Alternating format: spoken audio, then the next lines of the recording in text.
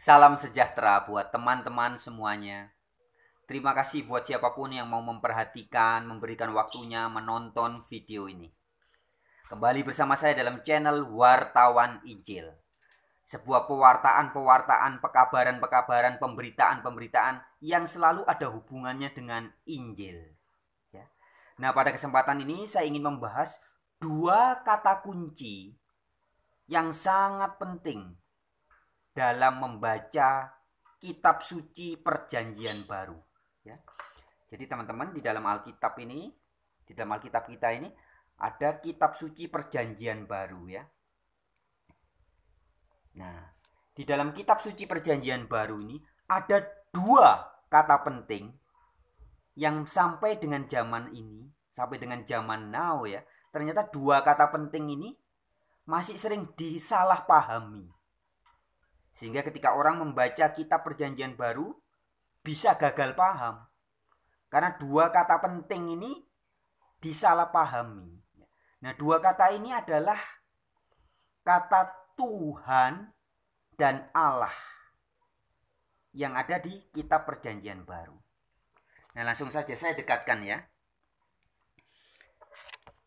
Dua kata ini adalah, yang pertama kata Allah, dan yang kedua kata Tuhan. Nah, jika orang tidak memahami dua kata ini dengan benar, maka ketika membaca Alkitab bisa membingungkan, bahkan salah paham hingga tersesat. Jadi Allah yang ada di dalam kitab perjanjian baru ini berbeda dengan Allah, ya. Allah yang ada di dalam kitab suci saudara-saudara kita umat muslim, yaitu di dalam Al-Quran. Kata Allah yang ada di dalam kitab Al-Quran itu menunjuk kepada satu-satunya yang maha kuasa, atau nama dari yang maha kuasa. Sedangkan kata Allah yang ada di kitab perjanjian baru, ya, itu sebuah gelar atau sebutan. Nah, kata Allah ini, padanan katanya di dalam bahasa Inggris adalah God. Bahasa Yunaninya adalah Theos. Bahasa Ibraninya Elohim. Yang maknanya adalah sesembahan atau sesuatu yang disembah.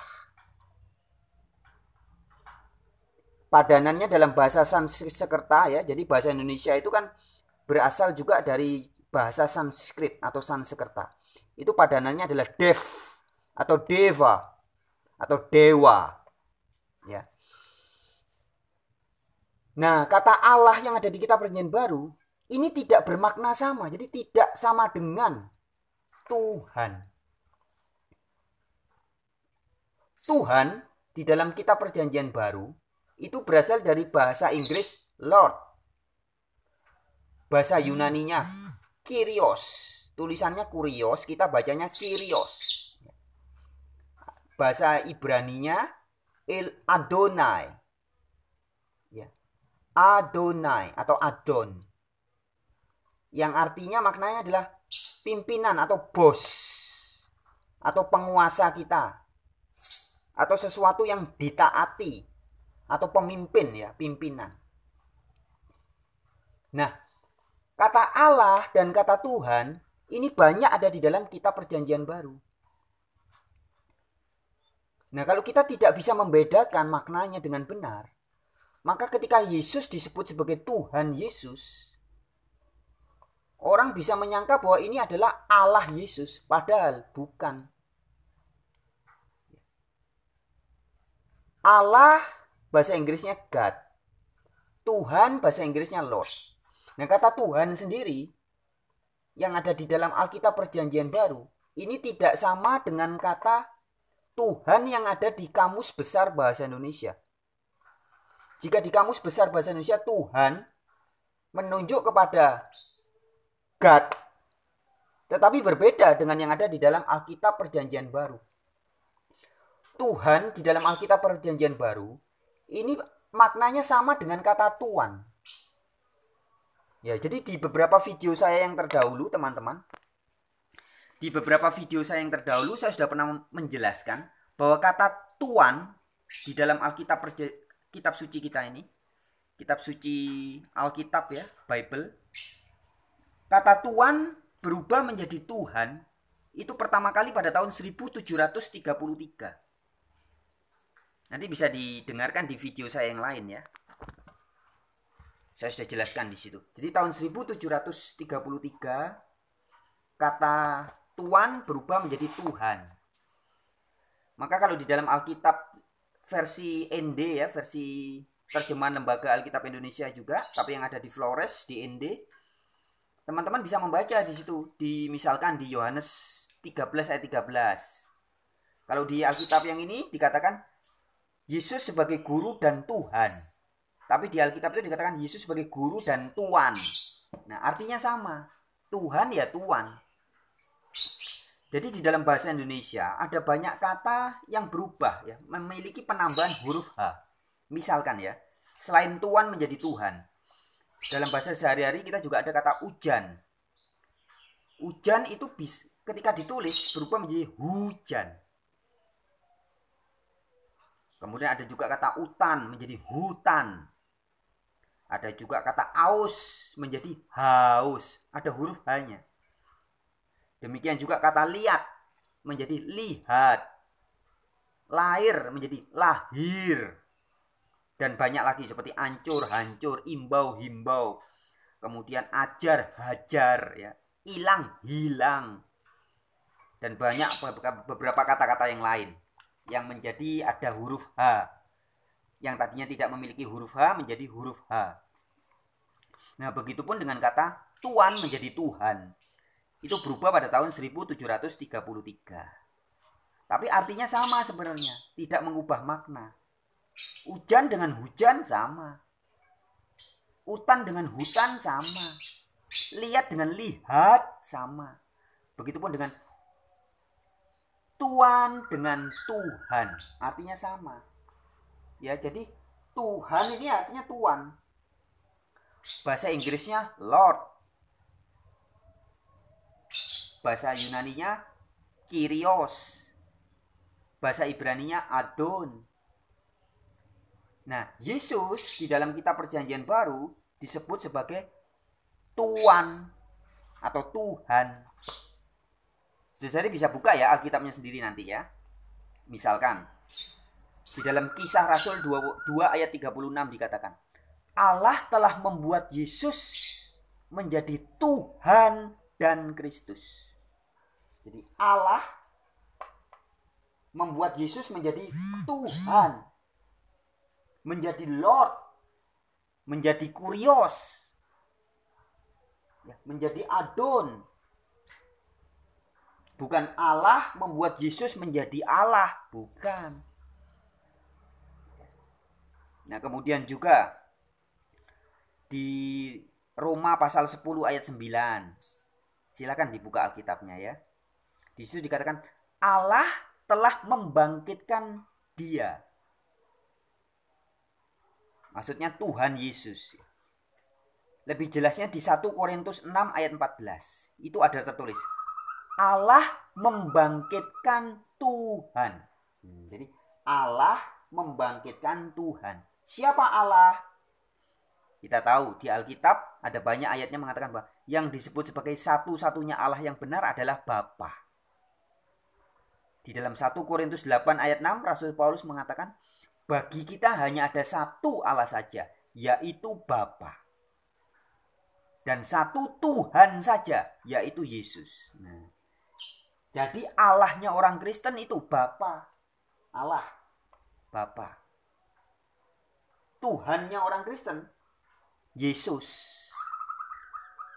Tetapi Tuhan dengan Allah itu berbeda maknanya. Ya. Kemudian bisa juga dilihat di Efesus 1 ayat 17. Di situ ada tertulis Allah Tuhan kita. Jadi Allahnya, kalau dalam bahasa Inggris God of our Lord. Ya, jadi Allahnya Tuhan kita Yesus Kristus. Koma, yaitu Bapa yang mulia itu.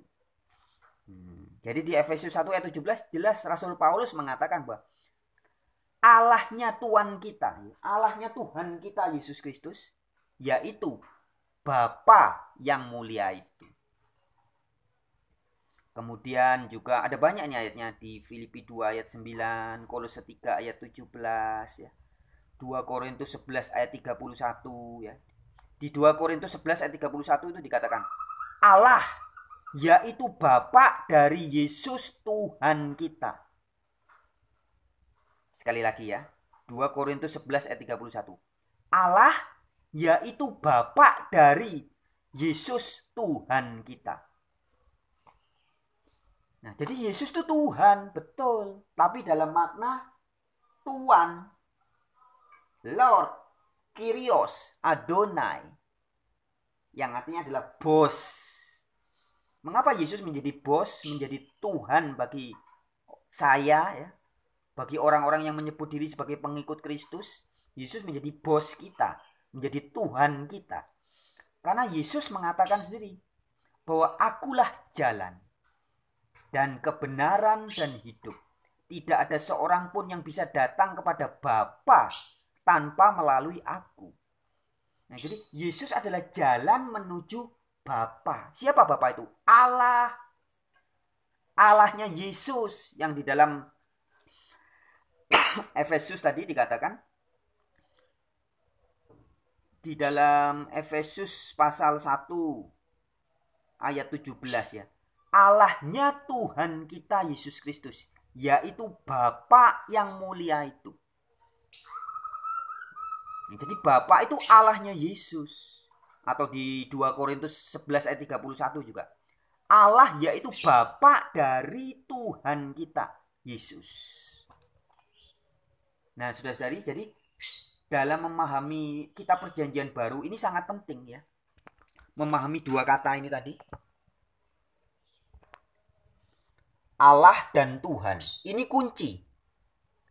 Allah yang di dalam kitab perjanjian baru yang disebut sebagai satu-satunya Allah yang benar, yaitu Bapa. Allahnya Yesus. Kemudian Tuhan ini bisa menunjuk kepada banyak pihak juga. Siapa saja kita bisa sebut sebagai Tuhan atau bos. Allah juga bisa kita sebut sebagai Tuhan. Pemimpin kita juga bisa sebut sebagai Tuhan. Raja, presiden itu Tuhan semua, Tuhan kita. Begitupun dengan Yesus. Yesus termasuk bisa kita sebut sebagai Tuhan. Kalau kita memang menjadikan Yesus sebagai bos atau pemimpin dalam hidup kita. Nah, Tuhan ini memimpin kita kemana? Kepada Allah. Ya, jadi sebenarnya gampang saudara-saudari. Ketika kita sudah memahami dua kunci kata ini, Allah dan Tuhan, maka membaca kitab perjanjian baru jadi jelas. Allah membangkitkan Tuhan. Kita tahu, oh berarti Allah yang dimaksud adalah Allahnya Yesus Bapa. Tuhan yang dimaksud adalah Yesus. Allah membangkitkan Tuhan, berarti Bapa itu membangkitkan Yesus Kristus. Di Kisah 2 ayat 36. Allah telah membuat Yesus menjadi Tuhan dan Kristus. Allah yaitu Allahnya Yesus membuat Yesus menjadi Tuhan, menjadi pemimpin, menjadi bos bagi manusia. Dan juga membuat sebagai Kristus bagi manusia. Nah, saudara-saudariku, pemahaman ini sekali lagi saya katakan ini sangat penting. Karena dalam pengalaman saya berdialog, berdiskusi, berbincang-bincang dengan banyak orang, ketika membicarakan tentang ketuhanan Yesus, itu gagal pahamnya di sini. Di dua kata ini. Disangka ketika saya menyebut sebagai Tuhan Yesus, disangka saya menganggap Yesus sebagai Allah. Nah, padahal bukan. Ketika orang membaca kitab perjanjian baru, membaca misalkan Yohanes 13 ayat 13. Yesus berkata, engkau menyebut aku sebagai guru dan Tuhan. Wah, dianggap, wih, Yesus itu guru dan Allah. Loh, ini salah. Bukan ya. Jadi Allah di dalam kitab perjanjian baru tidak sama dengan Tuhan di kitab perjanjian baru. Ya. Ini jabatan. Jadi dua kata ini sebenarnya jabatan, saudara. Ini seperti misalkan ilustrasinya ya, presiden itu jabatan, menteri juga jabatan, ya, bukan nama. Nah, Allah yang ada di Alkitab ini juga jabatan. Begitupun dengan Tuhan, ini jabatan. Maka di dalam 1 Korintus 8 ayat 5 Rasul Paulus mengatakan, memang ada banyak yang bisa disebut sebagai Allah dan Tuhan, baik di sorga maupun di bumi. Di video-video sebelumnya saya sudah mengungkapkan juga bahwa sesuatu yang bisa disebut sebagai Allah atau God atau Theos atau Elohim di dalam Alkitab itu ada banyak pihak. Bukan hanya satu-satunya Allah yang benar. Bapa sebagai satu-satunya Allah yang benar juga kita sebut sebagai Allah. Tetapi ada juga arwahnya Samuel. Di Samuel 28 ayat 13 juga disebut sebagai Elohim. Paulus ketika digigit ular nggak mati juga disebut sebagai Theos atau Allah. Kemudian malaikat-malaikat di perjanjian lama juga bisa disebut sebagai para Allah, para Elohim. Itu tertulis di Mazmur 82 ayat 1. Dan banyak lagi lainnya. Termasuk Yesus sebagai pembawa dan penerima firman. Seperti Musa ya di Keluaran 7 ayat 1. Musa juga disebut sebagai Allah. Nah, Yesus pun sebagai pembawa dan penerima firman di Yohanes 10 ayat 34 sampai 35 juga bisa disebut sebagai Theos. Bahkan iblis pun tertulis di 2 Korintus 4 ayat 4 dikatakan bahwa iblis adalah Theos, Allah, ilah zaman ini. Nah, artinya kata Allah ini yang ada di dalam Alkitab bisa menunjuk kepada banyak pihak. Tapi ketika berbicara satu-satunya Allah yang benar, seperti perkataan Yesus di Yohanes 17 ayat 3, engkaulah satu-satunya Allah yang benar. Ya, maka yang dimaksud adalah Bapa. Itu sebabnya di 1 Korintus 8 ayat 6 Rasul Paulus begitu jelas mengatakan, namun bagi kita hanya ada satu Allah saja, yaitu Bapa. Dan satu Tuhan saja, yaitu Yesus Kristus. Jadi demikian saudara-saudariku ya. Semoga ini bisa menjadi pemahaman. Dua kata kunci ini sangat very important ya, sangat penting ketika orang memahami Alkitab. Supaya tidak gagal paham. Jadi jangan semua kita menemukan kata Tuhan di perjanjian baru, Tuhan, Tuhan, Tuhan. Jangan langsung dipikiran, oh ini Allah. Jangan. Karena Tuhan dengan Allah itu berbeda makna. Sangat berbeda. God dengan Lord nggak sama. Semua raja bisa kita sebut sebagai Lord. Ya. Orang-orang yang kita hormati bisa kita sebut sebagai Lord. Bahkan Abraham oleh istrinya juga dipanggil sebagai my Lord ya, atau Adonai, atau Kurios, atau Adon. Tetapi berbeda, sesuatu yang disembah disebut sebagai Allah. Atau sesuatu yang dianggap ilahi, sesuatu yang dianggap sakti juga disebut sebagai Theos ya. Ketika Paulus digigit ular nggak mati disebut wah dia pasti Theos katanya. Nah, dua kata ini sangat perlu penting dipahami dalam membaca Alkitab, khususnya kitab perjanjian baru.